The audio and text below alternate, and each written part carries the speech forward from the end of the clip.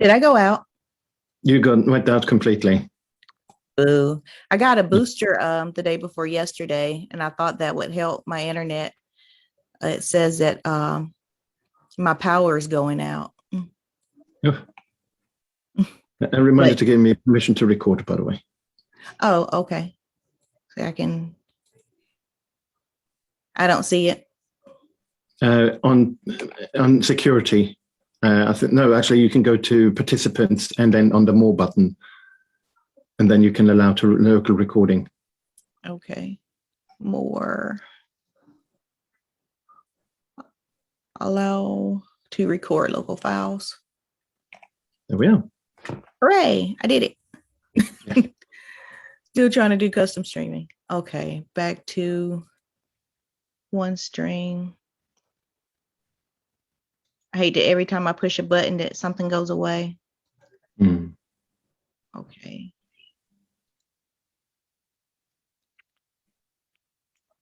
I really do hate that.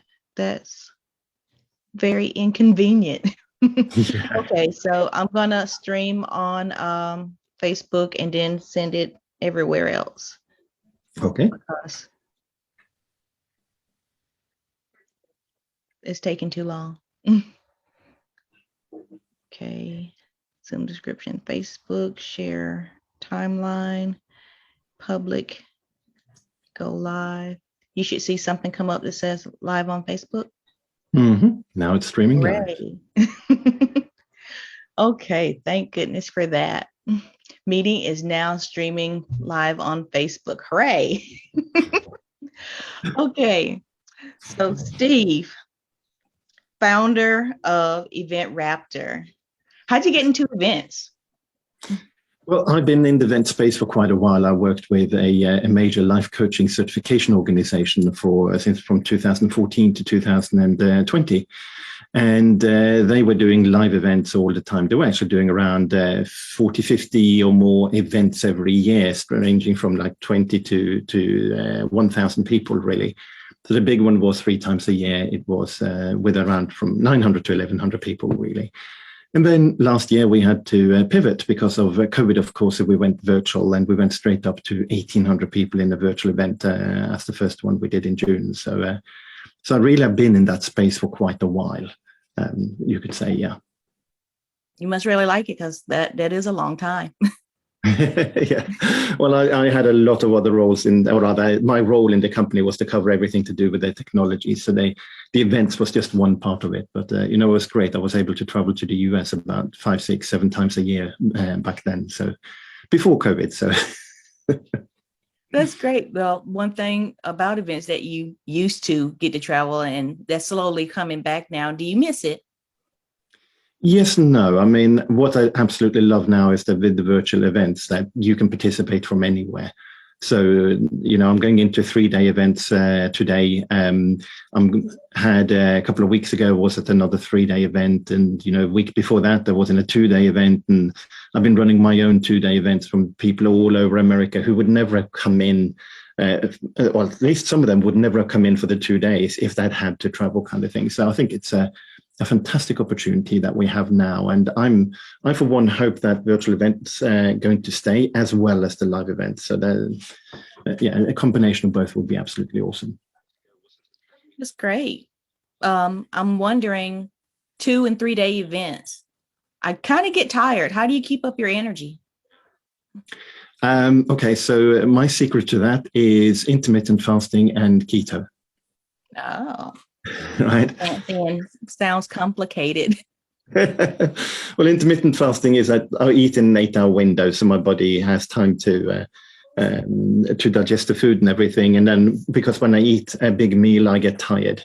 So if I don't eat a big meal during the event, then I'm much better. And keto means that I'm not burning sugar, I'm burning fat. And when you burn fat, you basically keep your energy levels for a lot longer. When you eat burning sugar, you have the peaks and the troughs. So, you're going to get like, oh, I'm really on the ball and really paying attention and everything. And then you're going to get tired later on because your body's just saying, okay, I've used all the energy that you have in the sugar kind of thing. So having that keto and the 8-hour intermittent fasting, then I just keep my energy all the way through the day. So I go normally till, I'm in Europe, I'm in Norway.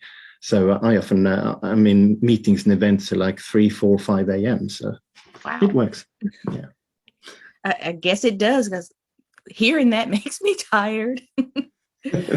Okay. So I know that you've ran events in person. You like doing them online now. And you've had some use cases of other event platforms. And now you've come up with EventRaptor to fix some of those problems you had using other event platforms. Can you tell us about EventRaptor? Yeah, absolutely. So the reason I came up with EventRaptor and what it does is really that I tried to do my own summit, virtual summits, back in August last year. And I was using another platform where I had bought a lifetime deal. Now, a lot of people today is buying it on a monthly basis. But I had saved up this lifetime deal and going like, okay, finally doing my own summit. So let's use the platform. And when I sat down and tried to use it, I couldn't use it. The platform wouldn't do what I needed it to do. I needed to be able to track affiliates back to the speakers. I needed to have the checkout outside of their system, being able to store in my mailing list manager who the attendee came from, which affiliate, because I wanted to reward them later. And it just became too complicated and I couldn't do it. So I gave up. And being who I am, I like to automate things, and I'm a coder developer. Yeah, exactly. But I'm also a coder and developer. I am a business person. I'm a marketing person. So what I did, I wrote my own system to handle my own summit. So I went live for 4 days with 27 speakers, and I was able to track all of that information and record it properly. And then I wanted to do my second summit because the first one was a great success. I had 650 people. I sold a number of VIP packages. I sold for $2,000 into my 6-week course afterwards. I was able to sell from the course into a group coaching program. So I made quite a few $1,000s. So I thought, okay, I'm definitely doing this again, but I'll do it on a grander scale. I have 37 speakers over 5 days. So you can imagine if you're trying to do everything you need to do with that, it is an awful lot of work. But I spent around 10 hours and on the administration of that. And were you doing all of that yourself? Just by yourself? Just by myself. I didn't use a single VA, and I just used 10 hours on the administration. Now, not the recruitment of the speakers. The recruitment of the speakers took a little bit longer. You got to talk to them, interview them. You got to sift through all the applications. So I'm not including that part of the process because that's a process we can't really fully automate either. But, just the administration, collecting all of the information, sending out the leaderboard emails, looking up all of that information, crafting the emails that needs to go out, sending out the reminder emails to the attendees that, hey, we're about to start and all of that. But including actually customizing the emails and writing them, that 10 hours was the whole amount of time I spent on that summit. And then when I was speaking to the speakers afterwards, they said, like, this is one of the best summits they've ever attended from an organizational point of view. Every bit of information they wanted was there. Every email I sent out to the speaker had the time and date of when they were going to speak, the link they were going to use there. It told them how many attendees they had onboarded so far. Their target was 20. So I was able to say, hey, so far you got 7 out of 20. And I had a customized message that said, like, if it's less than 10, then the message will go, like, keep going, you're doing great, and you'll get there in the end, kind of thing. And if they had like 15, you're nearly there, you're so close, like one last push to get you up there to the next level. And if they were over 20, the message automatically, said, fantastic, well done, now keep going because you can win a prize. So all of that was done automatically. I didn't have to actually customize it. And then the speakers absolutely loved how I was keeping them up to date with everything, and the ease of them being able to get their information into the system. The reminder email that said, "Hey, we're missing the talk title. Here's the link to go and update your talk title." I sent that email out every single day if you hadn't put your talk title in, so I didn't have to go and chase any speakers. The system chased them for me. Right? Wow. And then when I spoke to people and said, "This is what my system did," they were like, "How can I buy it? I want to give you money. Here's my credit card. Like, sell me the system." And I started saying to people, "Oh, yeah, I mean, yeah, it's a good business to actually do for people, to help them, and so they can organize their own summits." But there's a small step from summits into like any kind of virtual event. So I can help with my system there will help with giveaways. If you're organizing a giveaway, if you're doing a 3-day event yourself, or like a 1 or 2 day workshop, or even a webinar, even if you're doing just a regular webinar that you want to have people coming into, whether you're doing it every week or just a one-off, the EventRaptor will be able to generate the landing page for you. It will set up affiliates automatically. It'll be able to track who came from where. It will put all the leads into your own mailing list manager automatically. It will send out a Zoom link for them to attend, because what we do, we don't provide video, we integrate with Zoom. We will probably integrate with other platforms in the future, but to begin with, I was just about to ask about that, because I like AirMeet. Yes. So one of the things we are doing is when AirMeet's API is good enough for us and we get access to it, we'll integrate with AirMeet. So you can do all of the things in our system and just do the meeting itself in AirMeet, for instance. But Zoom is such a fantastic platform that we just want to support that right now. And, the major players, if you go to looking at people like Tony Robbins and Pete Vargas and these big names, they use Zoom because it really, really works for them. So that's what we are supporting as well now. So, yeah, so basically we're creating a solution that will simplify virtual event management. It will cut out 90% of the admin that you have to do when you set up any kind of virtual event. Yeah, I like Zoom, but if I could have a wrapper where, like you said, it could send out messages to my speakers, if it had a leaderboard, if it had some form of gamification, I would love that. Yeah. So when are you expecting to have it come out, and when can I see it?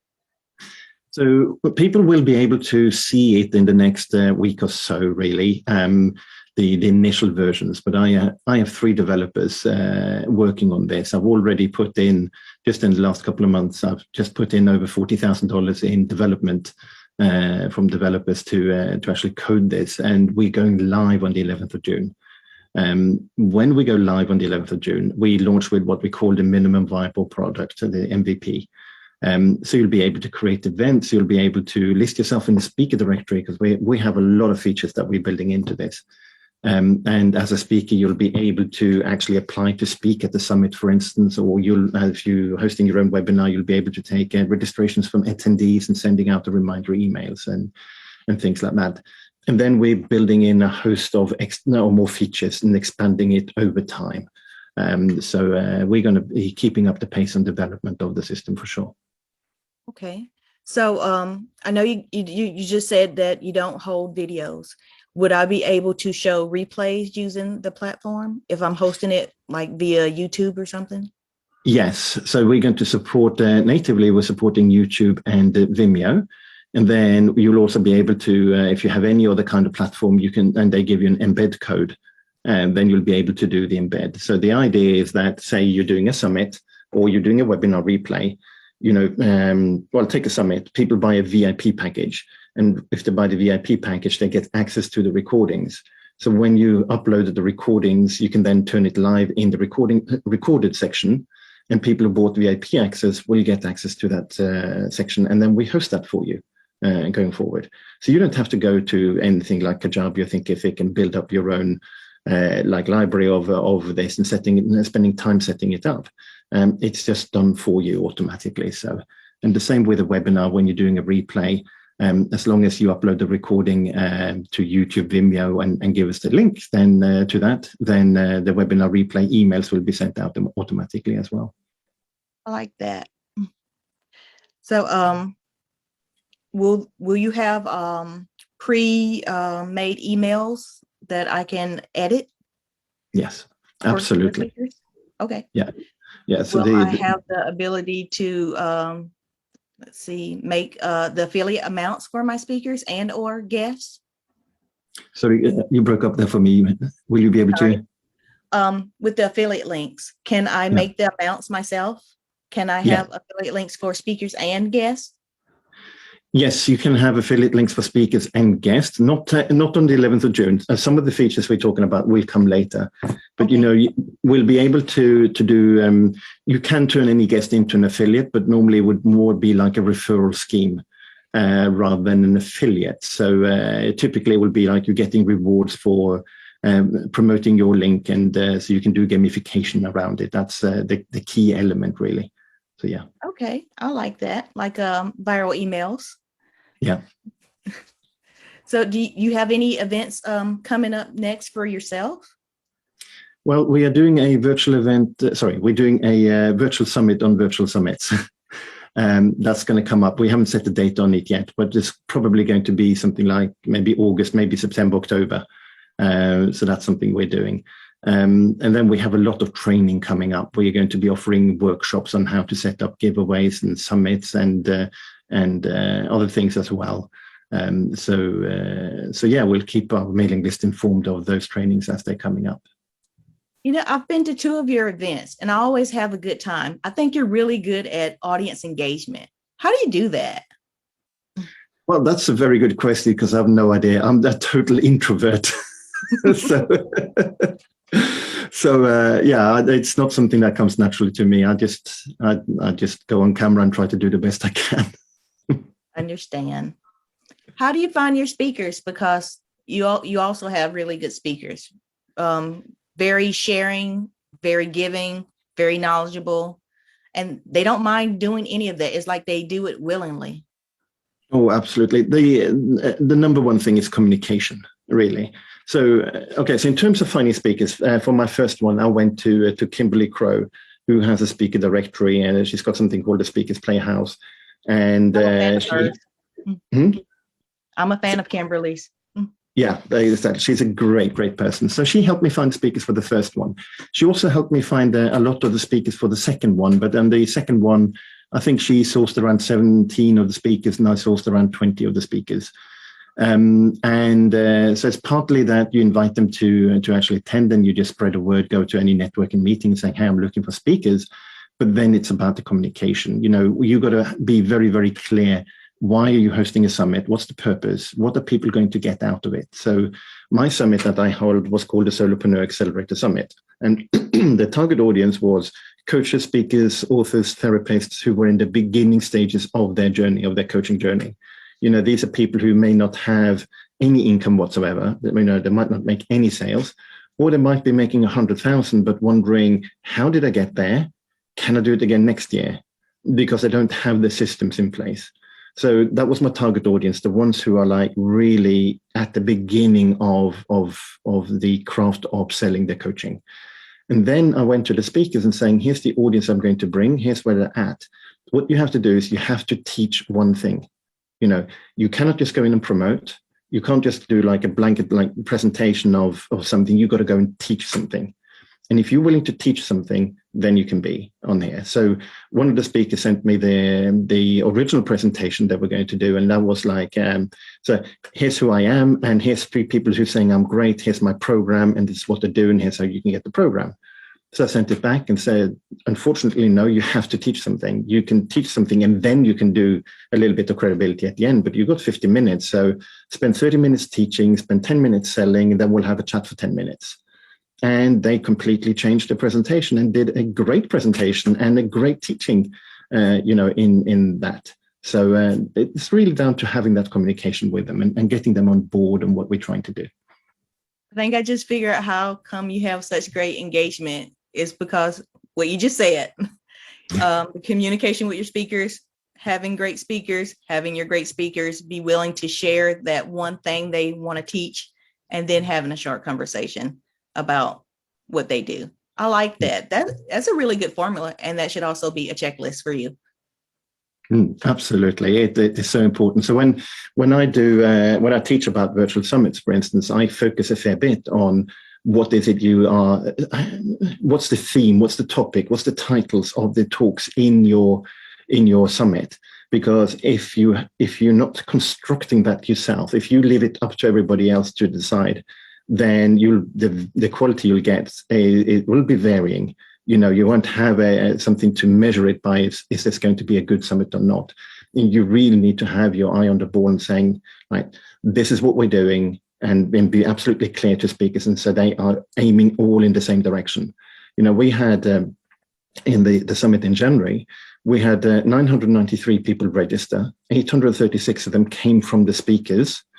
We had 250 people who tuned in during the 5 days. So we had 40 hours worth of content, and we had 250 people tuning in. Every session had between 20 and 65 people in them. And we had, I think it was 5 people who tuned in for the whole event. So we're talking 40 solid hours. We're there from Monday morning to Friday evening, and that's amazing. We had several people, quite a few people who were there for like 2 and 3 days.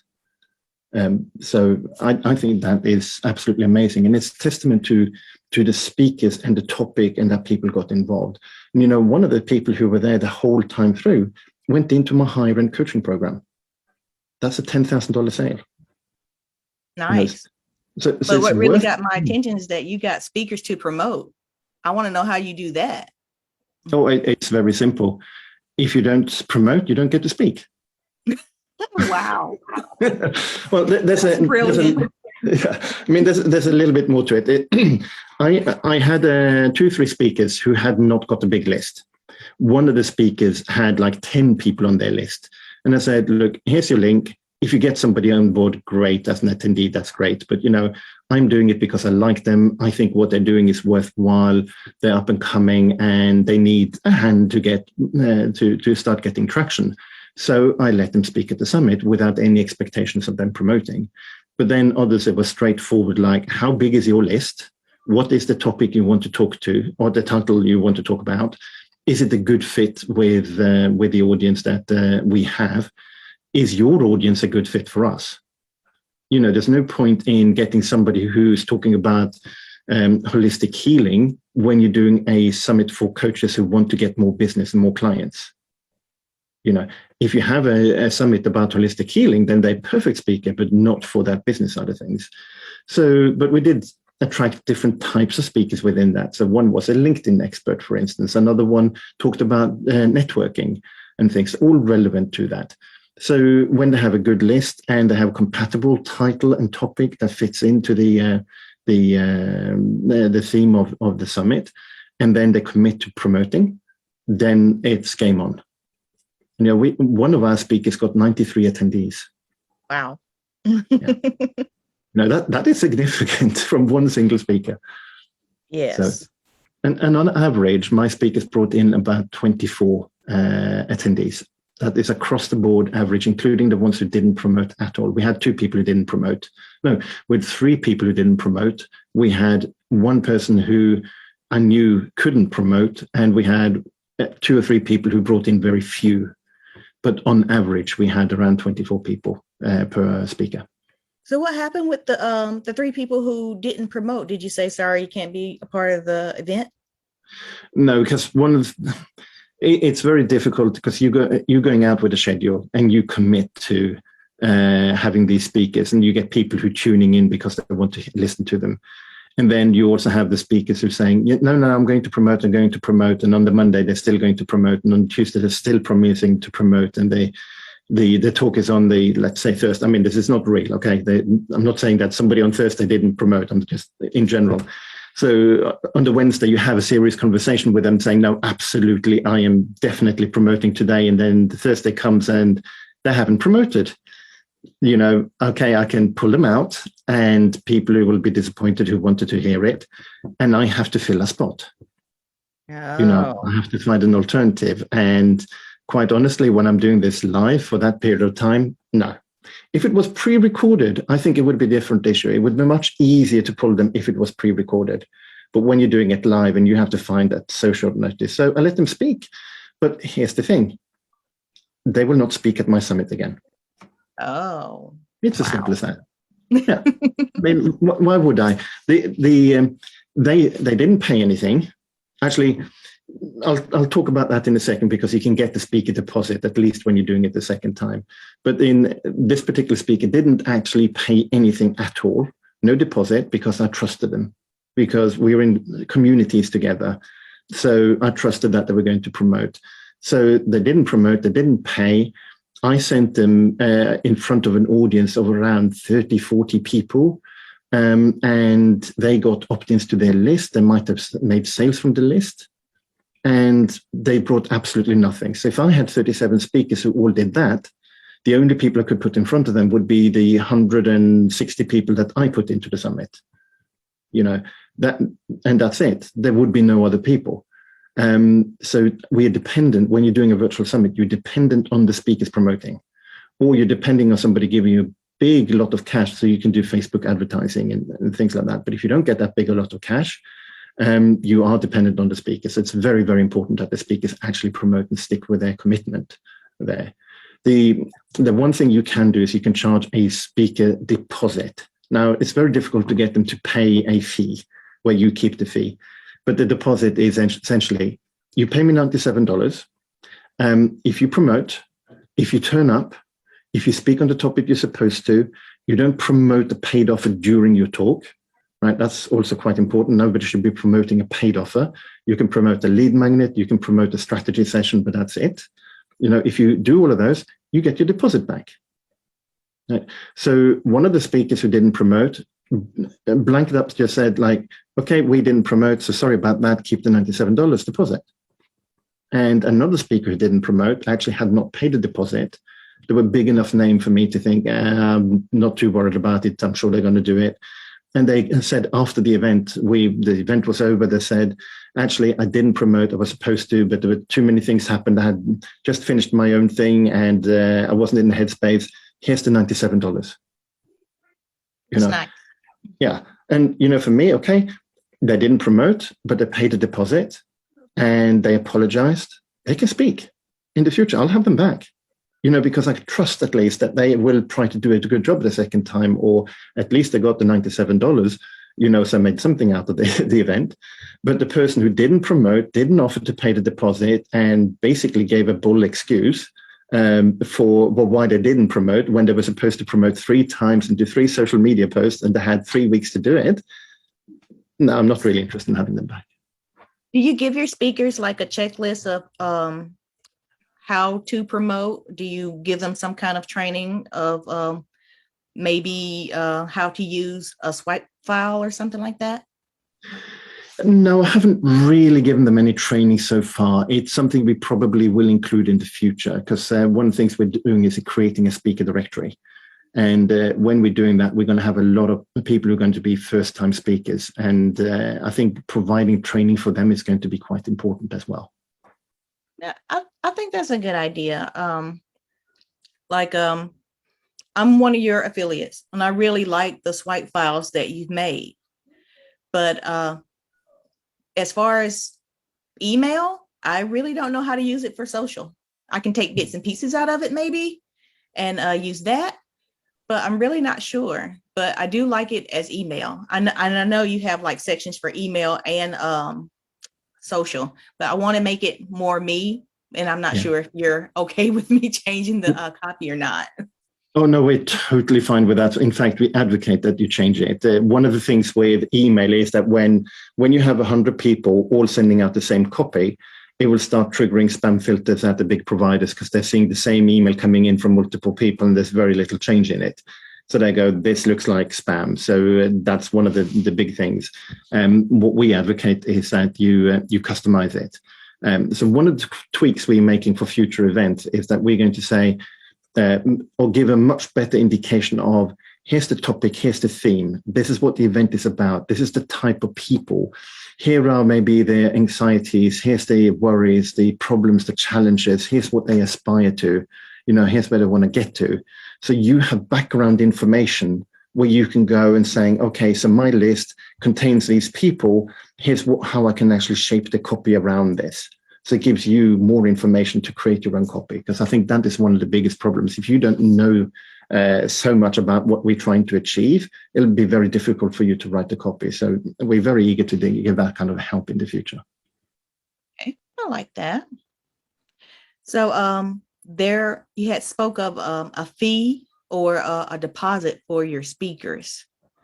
What's the email around that? If you want to speak at my event, there's a fee or a deposit, and you have to do this, and this to get your money back.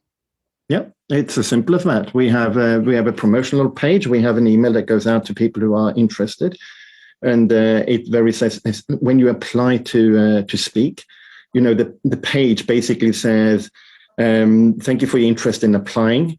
Here is the criteria. Here's your list size needs to be like 2,000 people. You need to commit to 3 mailings. You need to commit to 3 social posts. There's a speaker deposit fee of $97. You get that back if you fulfill A, B, C, and D. If you're interested, put in the title of your topic, put in your mailing list size, put in your details, upload your headshot, and let's have a conversation. That's nice. That is also a checklist that you should make. Yeah. Do you do the same thing for sponsors? Have you gotten sponsors yet? I've not got sponsors yet. I didn't have time, honestly. I mean, the first one I put together in 2 weeks and the second one in 3 weeks. So for me, sponsors was like far from my mind. But we are very aware that sponsorship is something that's very important to a lot of people. And I know it will be important to us as well. So it's not going to be there in June, but we're going to build in some really powerful opportunities for sponsorships within the system that we're providing. I like your product management skills, putting together an event within 2 weeks and having 37 speakers. Amazing. Thank you. Like that, and with the keto diet giving you energy, that should be a course in itself, how to have the energy to put on 3-day events. Yeah. So what about partnerships? If you're thinking about sponsors, anybody you want to partner with? Well, for me, anybody who's really in that virtual event space is a perfect partner. Obviously, I'm transitioning from what I was doing before. Before, it was all about coaches and coaches at the beginning stage of the business. And now I'm moving much more into the space of where people are doing virtual event management for other people. So that is the 2 target markets I have. One is the professional who do event for other people. They can really benefit from our platform because they can create an event for somebody very, very quickly. We'll be able to say, clone this summit. So when you're doing the second summit for somebody, you press one button, you change the dates, and you got all the copy, and it resets and it's set up. Literally, you can create a second summit in less than 5 minutes. So that's going to be powerful for people who are in the event space.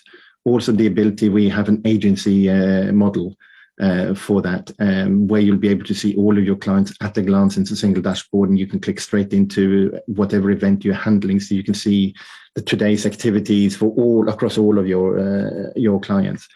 And then the second market is the individual who's going to use it themselves, who runs their own webinars, who run their own events. So for me, the perfect sponsor really is somebody who's in that virtual event management space, whether they are managing Zoom rooms for people or they actually involved in the marketing or whatever part they're involved in. I think I might have 2 partners in mind for you, but I'm not going to tell you here. I'll tell you later. That's fine. Yes. So you got an event coming up. You have your speakers, and you use a directory, or you're putting together a directory? I'm putting together a directory. So as a speaker, you'll be able to register in the directory. And then when you've registered, you can say that you're open for invitations. And you'll also be able to browse the directory of events in our system. So you can look at who's actually accepting applications from speakers. And then you can look, is it a match for me? Is this something I should be speaking out at? And then you'll be able to apply directly. So I think that speaker directory is really powerful, because a summit host can then go in and look who's open to be invited for a summit. And then they can see, is there a match, and invite them. And that's going to be a huge time saver. Yes. One of the problems is, where do you go to find people in your target market? So the more people we have in that directory, the more powerful it will be. I like that. That's a really good idea. Okay, I'm just going to tell you what I have in mind for you. The Collaborate event happens every 2 months. If people can go from there and just sign up to be in your directory who are speakers, that would be amazing for that. Is there a fee to sign up to be in the directory? There is no fee to sign up to be in directory. Even better. Yeah, so the Collaborate event is today, and one of the things I'm going to be talking about for 3 days is like, come and join my directory. I like that. We're on the same page. Yeah, totally. I'm glad you're doing that. So what about sponsors? Will there be a sponsor directory maybe in the future? There will be, not June, but sometime later. That's a good idea. I might even consider doing that. That'll be depending on the demand from sponsors. What we are providing is a service provider directory. So in the service provider directory, if you provide any kind of support to virtual events, whether that is helping people construct a webinar, or you're managing Zoom rooms, or you help out with virtual summits, or whatever you do, you can register yourself in the service provider directory. So people who need help can go and look for people who can help them. I think that's going to be very powerful. Yeah. I want to sign up for that part. Absolutely. You're on my list to contact when that's ready to go. Hooray. This is great. Yeah. So if I'm a sponsor and I get to see a list of events that I want to be a part of, I think that would be very convenient, especially if you already have the audience or title where people want to go to find target audience. Like if I want to speak to other coaches and they have an audience of teachers, something like that. Yeah. I just think it's convenient. I think it's going to be really, really convenient. And also what we're doing, where if you're in the speaker directory and you apply to an event at our site, you'll be able to just basically click one button and your profile will be your entry into the summit. You don't have to do copy and paste. You don't have to look up for information and trying to upload your headshot into a form or something. It just goes automatically over to the other person. And also when you register in our directory, if somebody comes to you and saying, hey, I need your details for the talk, you'll be able to edit it on your own profile and give them a link to your profile where all the information is. So they get the headshot, the title, the bio, everything that they need. So if you're appearing on a podcast, for instance, you just give them a link instead of sending this over to them in an email or something. Just give them a link and they have all of the information that you're making available to them. That is very convenient because I've asked speakers to upload all this stuff and they just wouldn't do it. So I go into LinkedIn and I get stuff from their LinkedIn profile and I put it up there and I tell them they have about 2 weeks to change it if they want to. And if they don't, it's going to stay like that. Yeah. So that's very convenient. Yeah, I think speakers are going to love it and the organizers are going to love it. And here's the thing, a lot of solutions out there are like really focusing on the attendee experience. They're putting the attendee experience first and they have very little thought on the person who's administrating and managing it at the back end. I come from the other way. My focus is like on you, the administrator. How can I make your life easy? How can I make your life easy when you're the speaker, right? And then the attendee experience, we'll handle that too. But, you're going to do this in Zoom. We're not going to do a web platform for you. So that you are mainly responsible for. We'll make sure that the attendee gets the emails. You'll be able to format the emails, the landing page they're going to come to. You'll be able to format that and then make it look like you want. But really the experience of the speaker and the host is our focus. Yeah, I feel like that's very convenient. I'm looking forward to it. So June, did you say June 11th? June 11th is when we are going publicly live. Okay. I'm already looking forward to it.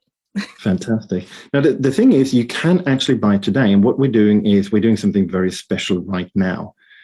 Because we don't have the platform ready, what we do is we offer a lifetime deal if you buy before the 11th. We don't know yet 100% what the deal at the 11th is going to look like. But if you buy before the 11th, then you are definitely getting the best deal that we'll ever offer to anybody. And it will be a lifetime, so you never have to pay again after that first initial payment. After the 11th, it's a little bit up in the air, but certainly now is the best deal ever. And most likely when we go live on the 11th, there's going to be a subscription fee, so you have to pay yearly. Certainly for our pro and agency package, you would need to pay yearly when we go live on the 11th. So now's the opportunity to buy. The reason we do the lifetime deal is that we can't give you the software yet because it's in development. So because you're trusting us with your money, you're trusting us that we're going to be able to deliver, we give you that lifetime deal as a reward. What about future developments? Will I be able to be in on the future upgrades? Yes, so I know in the, I mean, I've participated in a number of lifetime deals myself, so I know the concerns of the lifetime deal community. So we're taking care of that. So first of all, if we sell the company, when we sell the company, it will be written into the sales contract that anybody on the lifetime deal will stay on the lifetime deal with a feature set at minimum locked in at the deal, at the feature set they have when we sell the company. Okay. So that one, we are guaranteeing whatever the feature set is. If this happens in 2 or 3 years, and I'm not saying we're selling the company, by the way, I'm saying if we sell the company, because that is a concern, then whatever feature set is there in 2 or 3 years that you have access to, you will be staying on that. That will be written into the contract. Secondly, we're defining now the standard and the pro package.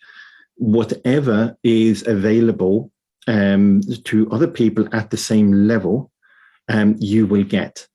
The only caveat is if it's a service that is costing us money every month, we may ask you to pay a small fee to cover the cost every month.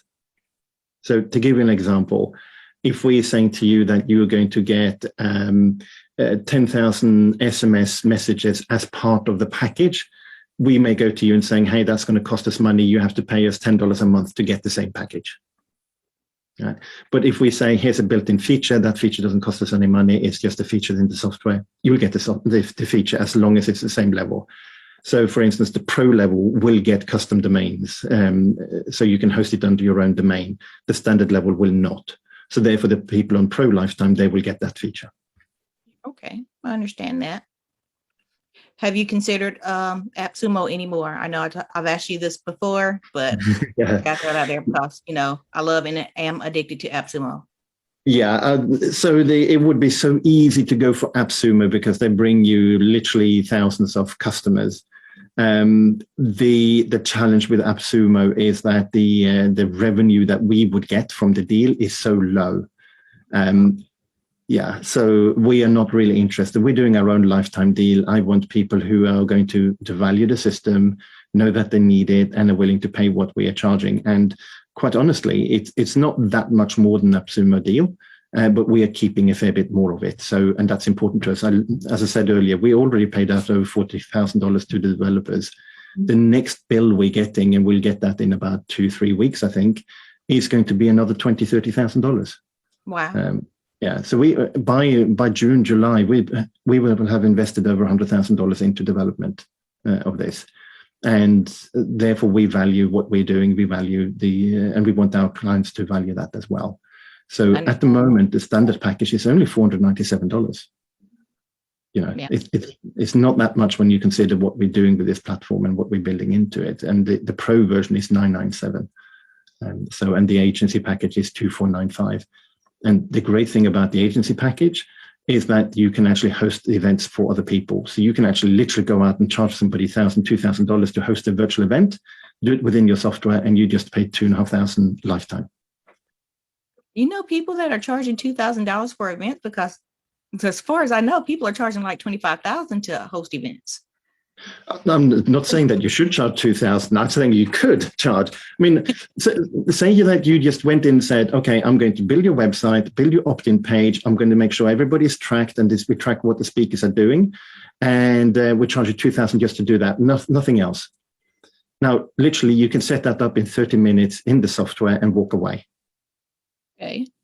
Yeah, that's it. You don't need to do anything else, and you charge $2,000.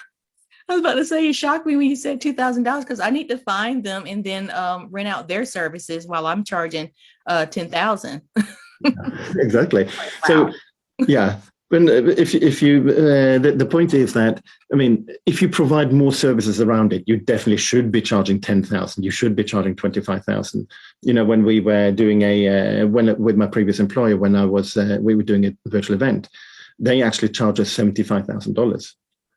Just to start setting it up, so it's worth it as well. What they brought to it gained us much more in revenue than what they cost because of the expertise. I know people who will charge you $30,000 to start looking at your 3-day event and give you advice on how to structure your 3-day event so you can make 6 figures during the virtual event. So it's really, really worth it. So I'm not saying go out and do a virtual event for $2,000, but what I'm saying is if you just went to them, and it's like building a WordPress website. you go to somebody and saying, hey, you just want a landing page and a thank you page, and I'll charge you $2,000 for it. You could do that with the software. Yeah.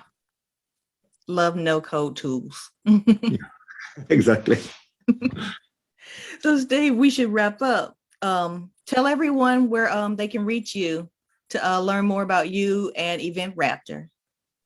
Yeah, so the easiest way to reach me is to just email me, steve@eventraptor.com. And Erica, I know you have a link as well for people to look at. So if you go to the link that Erica is providing, you will get a virtual event checklist. It tells you all the things that you need to consider when you're setting up a virtual event. And it has an added benefit. We have ticked a box for you that says EventRaptor will be able to help you and minimize the admin work involved in actually doing it. So it's well worth comparing what other solutions will provide for you and what they'll do for you compared to what we will do for you when you're setting up your virtual event. And I guarantee you'll find the experience much easier. Yes, all the automation you mentioned along with the gamification, I'm a fan. So yeah, I'm looking forward to June 11th. Awesome. Well, thank you for your time, Steve. Thank you very much for having me here, Erica. It's been a pleasure as always, and I hope I've inspired your audience a little bit to do their own virtual summits and other events as well. Yes. See you next time, Steve. Yeah, see you next time. Take care.